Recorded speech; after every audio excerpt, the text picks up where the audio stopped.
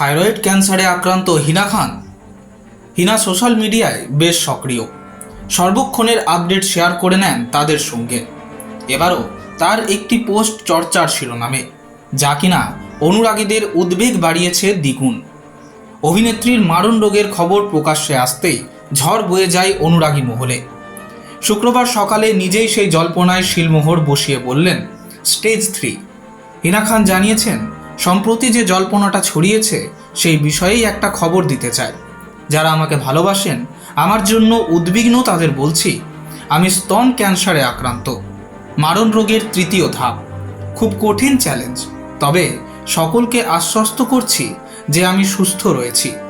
এই রোগ জয় করার জন্য যতটা মনোবল থাকা প্রয়োজন বা যতটা শক্তির প্রয়োজন সবটাই রাখছি।